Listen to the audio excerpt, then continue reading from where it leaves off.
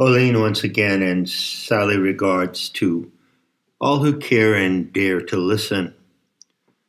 I'm here on the 2nd of December, 2022, to tell you something about the state that you're in, the state of your presumed reality.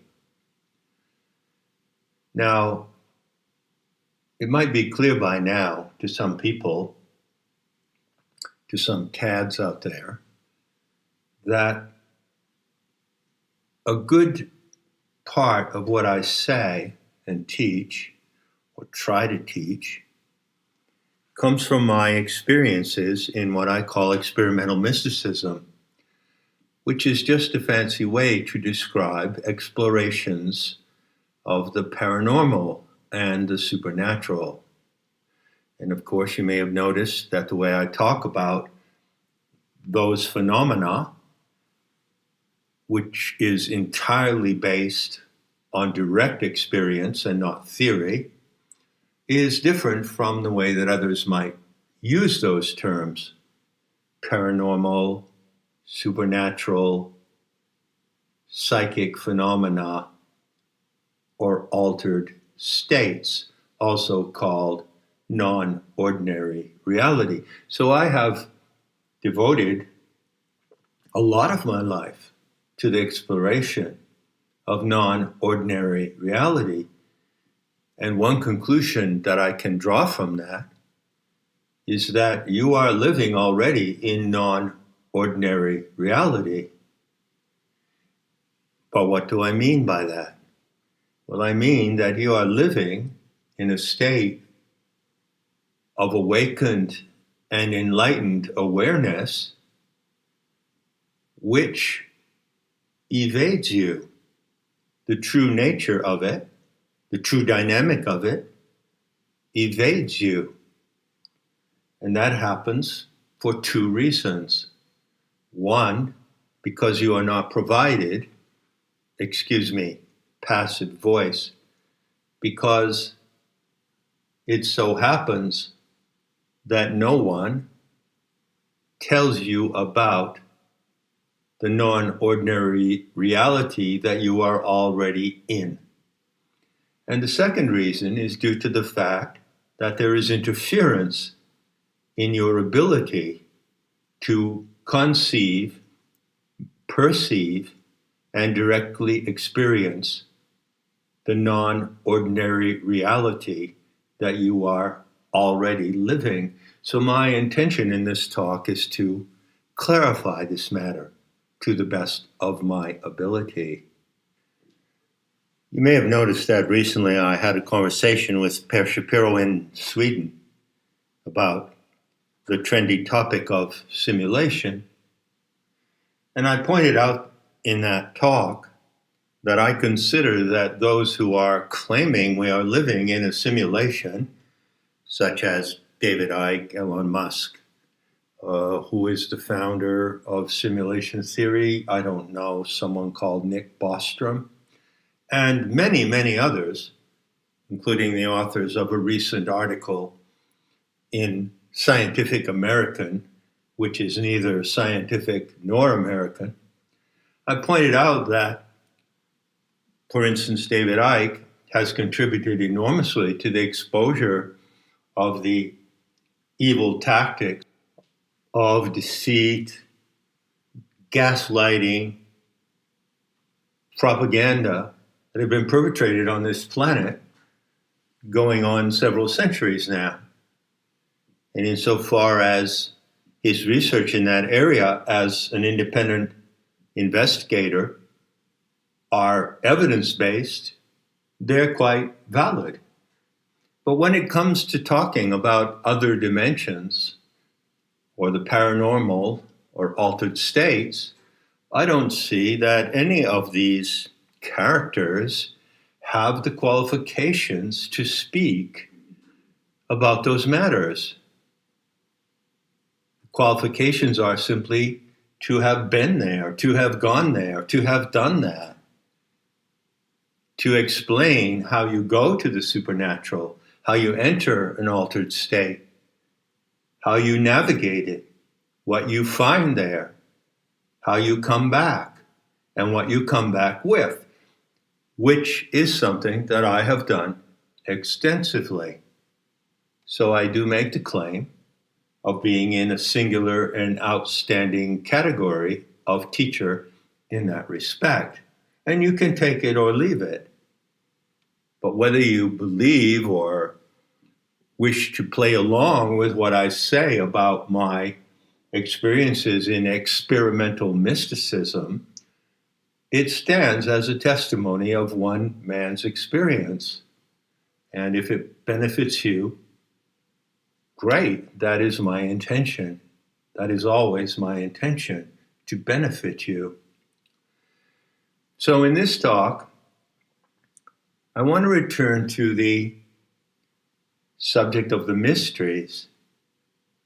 Now, the mysteries, capital M, is a vague term in scholarship, and it refers to some kind of cultic activity that was performed in ancient times. But in fact, the record shows that scholars who investigate the mysteries don't really know what happened there, because those who participated in the mysteries didn't leave evidence, or if they did leave evidence, which I believe they did, it has been destroyed or suppressed. So I stand before you today as a representative of the mysteries, talking today as those teleste in the past, those Gnostic masters, might have spoken to you in that time and setting.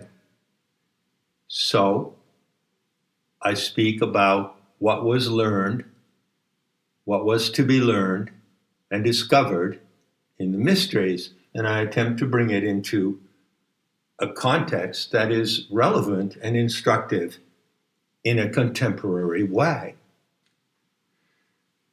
Now, first of all, I would have you note that in presenting myself as a modern representative of the mysteries, a Gnostic living today, I constantly emphasize the central truth of the mysteries, the great revelation, and that is the presence of Sophia, the wisdom goddess.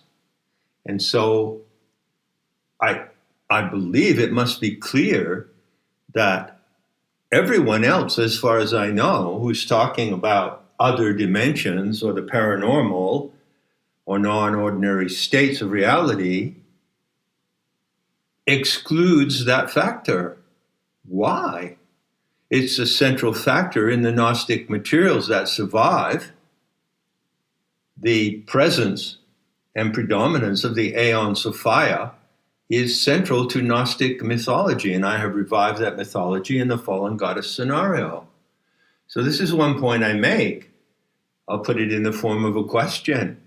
How can anyone cite the Gnostic materials, for instance, in support of simulation theory and the concept of the matrix, and not talk about the divine Sophia, your divine mother, who is embodied in the living planet in which you participate as a cell?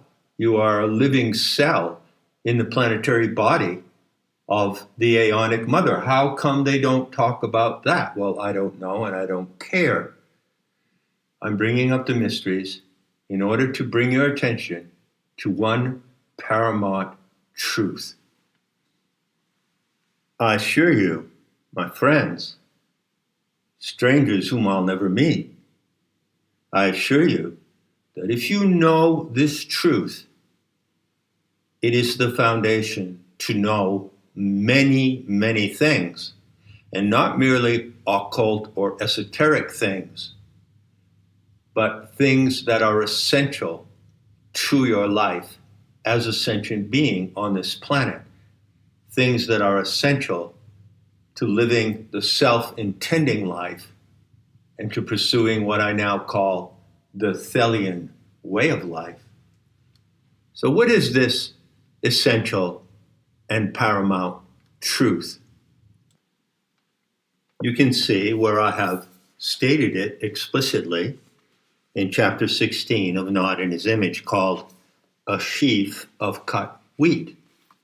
And there I cite the ancient testimony. Quote, "The heresy hunter Hippolytus reported a striking eyewitness detail from the mysteries that has baffled scholars through the ages. At the moment the initiates emerged from their encounter with the mystery light, the Hierophant who led the ceremony showed them, quote, a sheaf of cut wheat, end quote. This action was considered to be, quote, citing Hippolytus, the great and marvelous mystery of the ultimate revelation, end quote. And that comes from Refutation of All Heresies, Book 5, Section 28. That is the surviving ancient testimony about the ultimate secret of the mysteries, which is the ultimate secret of what you consider to be your ordinary state of reality. Now, I've stated the secret, which is no longer a secret. It's an open secret, many times in various ways. I'm going to state it for you right now, once and for all, in the clearest possible way. The supernatural agency, which is the living intelligence of the earth itself, that gives you the perception of the world and yourself and body within it, gives it to you externally, but in such a way that it arises for you as if it were your own production internally. And I might add, emphatically, that that is not an illusion. It's simply a way in which the source of your life reveals itself to you so that you can own the perception of being alive, having a self, as if you produced it internally. Therefore, you can work with it. You can be autonomous. But nevertheless, the ultimate truth is that your perception of yourself right now as a conscious self, as well as your perception of your body and the perception of the environment in which you find yourself, is constantly and perpetually given to you externally by an external agency in such a way that it appears to be your internal and subjective event. So that event that you are in, which you call your life, having a body, being an animal able to perceive and sense the world, that event is in fact an altered state. And what I have discovered in my exploration of the supernatural and the paranormal, by going deliberately into altered states, navigating through them, gathering intel and returning with it, what I have discovered is that this state that we are in has a problem. There is another condition. If you can accept that your perception of the world comes to you from the agency that supports the world, that is to say, nature, your perception of the world comes to you from nature, as if it were your own, arising within. If you can accept that, then I invite you to consider the description of two vectors. You have two vectors coming into you which project upon you and within you the totality of your sense of what is real. One of those vectors is the vector that comes from the living intelligence of the earth. The other vector comes from something that Castaneda called, what did he say? Extraneous forces. So there are two forces, two force vectors beaming in on you all the time.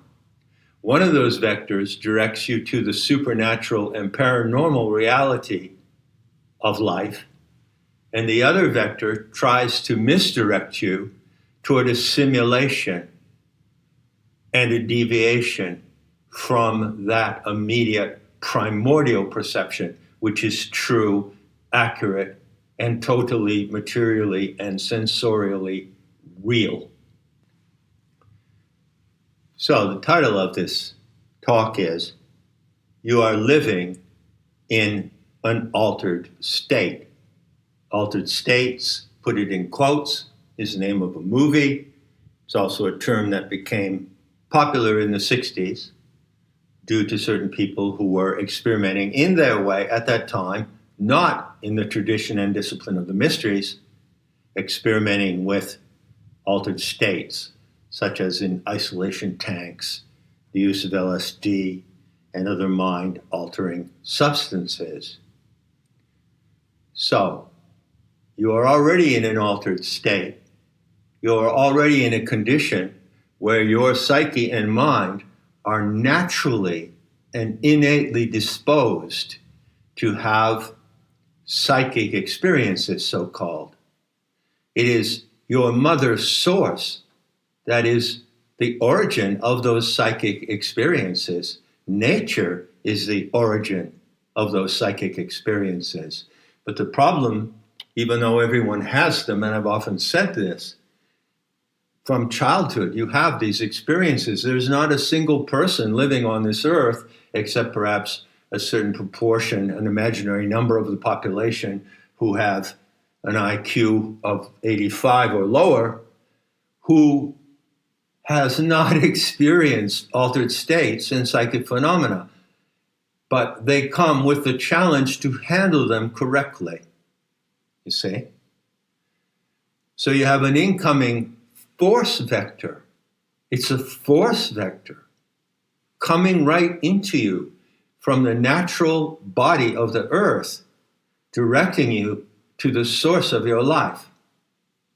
And you have another vector coming in from the angle of the archons, or the extraneous forces. Now, I've said a lot about the archons, of course, and I can boil it all down today to a very simple proposition.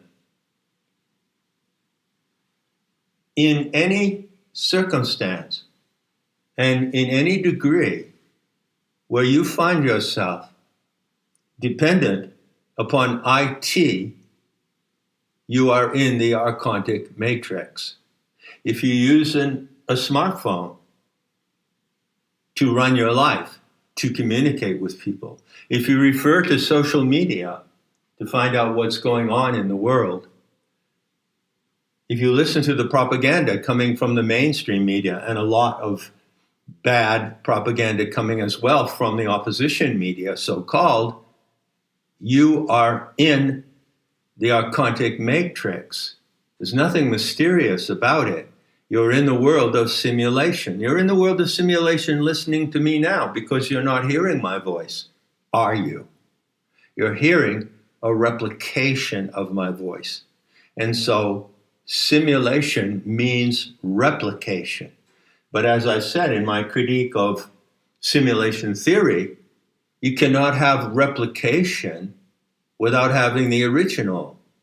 You cannot have a recording of my voice like you're listening to now without having the original agency and material instrument of my voice. Isn't that clear? So the archontic matrix is very real. And although it has a paranormal and extraterrestrial source, it is manifesting in all kinds of obvious and ordinary ways. Any dependence whatsoever on IT devices of simulation places you under the force vector of those extraneous forces. Whereas your direct experience of your own body and all its natural functions, including its pleasure function, its ability to feel pain, its ability to use the 5 senses or more, all of that belongs to the natural matrix of the aeonic mother. And from the aeonic mother, from the planet, not somewhere beyond the planet, from the planet, you experience the incoming vector of her forces that draw you and hold you in an altered state. And you can be in an altered state in ordinary reality. I guarantee you, I'm in such a condition all the time. So if you look at me and watch me, if you were my presence in 4D, you would see that I just act like an ordinary person. But at the same time, I am in a non-ordinary state of consciousness. Why? Because I am directly aware of the incoming force vector of the power source of everything that lives in the natural world. And you can be too. That is the practice of planetary tantra. There's a practice for achieving that state of direct and immediate attentiveness and interaction with the force vector coming from your source. Clear enough? Now finally, in wrapping up this talk, I'd like to make 2 more points. There's a term from psychiatric studies which is becoming trendy. It's becoming en vogue lately. And there are a couple of versions of this term, but one of them is, let's see, mass psychogenic illness, MPI. I believe the variation of that term, which started to come into the exopsyche, which is a fancy word for the realm of things that can be discussed openly in public, mass entrainment psychosis. Well, you see, that's it. That's the definition. That's the description of what happens to human reality due to the force vector of the extraneous archontic influence. You see? Now we're at the end of Kali Yuga, and one of the obvious, undeniable effects of this period of time we're going through is that mass numbers of people in the world are succumbing to mass psychogenic illness. Why? Because they are allowing themselves to live in the virtual with the support of IT technology. Do you really think, here we are in the year 2022, unreal, unbelievable, but do you really think that human beings in the past could not have lived without virtual IT technology? Certainly we did. And as far as I can tell, we did fairly well with it. So why can't we live without it now? Well, those who hold power and who rely on the illusions of power would like you to believe that you can't live without it. But I say to you that as long as you participate in IT virtual reality, you are submitting yourself to a deviant, altered state. So you have 2 clear choices. Be in the altered state that arises from the force vector coming from the intelligence of the earth, or be in the other one. And if you choose to be in the other one and rely on it, you're gone. You're gone from the reality of life on this planet. Second point I want to make, I will make by directing your attention to the thumbnail for this talk. There you have a line drawing, which is a rendering of a bas-relief from one of the mystery schools of ancient Greece. And it shows the goddess Demeter on the left, pulling up from the earth the divine child, whose name is Iacchos. And the divine child is nothing other than you, born from the womb of nature, the magical child of the wisdom goddess. You are Iacchos. And the revelation of the true identity of the human species was the central teaching of the ancient mysteries, and I've continued it today. To the right of the goddess Demeter is the figure called Cecrops, a serpent man. That is the image of a telestes, or a Gnostic initiate, and they were called serpents because they found the source of their power and knowledge in the great serpent power of the earth itself, which is called in Sanskrit Mahakundala.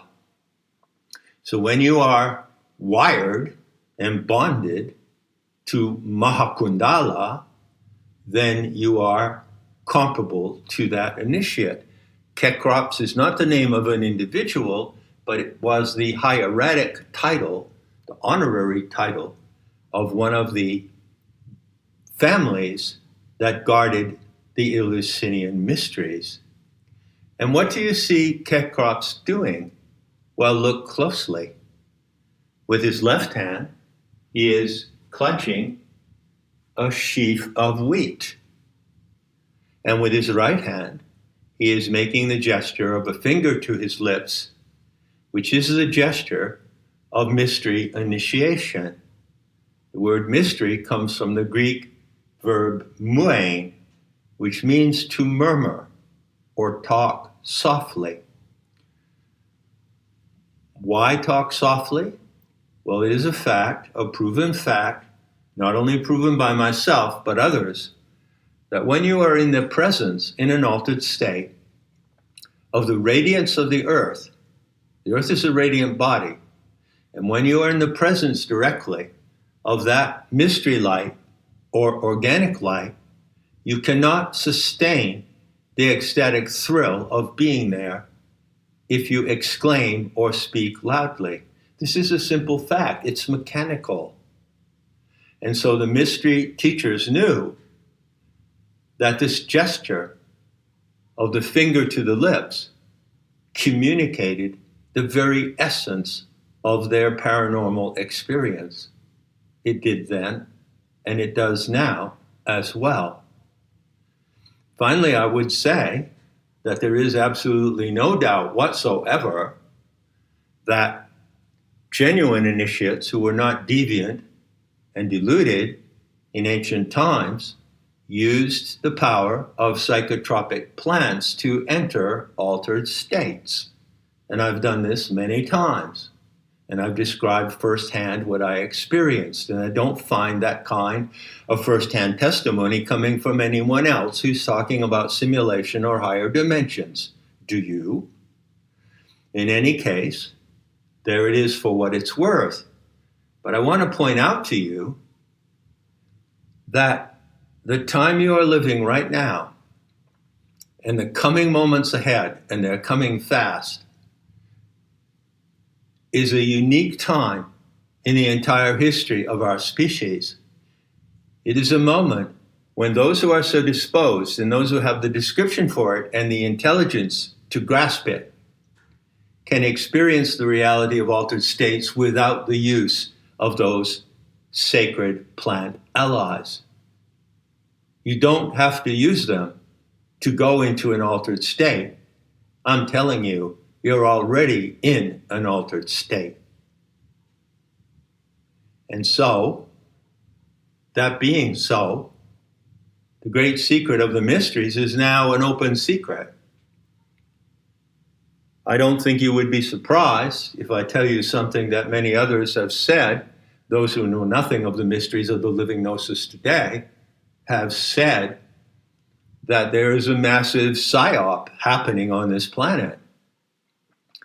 The enemies of life, the psychotic criminals, the demented proxies of the archons are committing a massive psyop which has many, many dimensions. The Soviet deception, 9/11, climate change. These are aspects of this psyop. And that being so, it's fair to say that you are all targeted by the force vector of the archons to be in a mind control psyop. But that's only one side of the story. That's only one side of what's happening to humanity today. On the other hand, I can tell you for sure that you are in a mind revelation moment. The psyop is actually the occasion for snapping out of the delusion, snapping out of the archontic trance, and realizing what the true miracle of being alive is really about.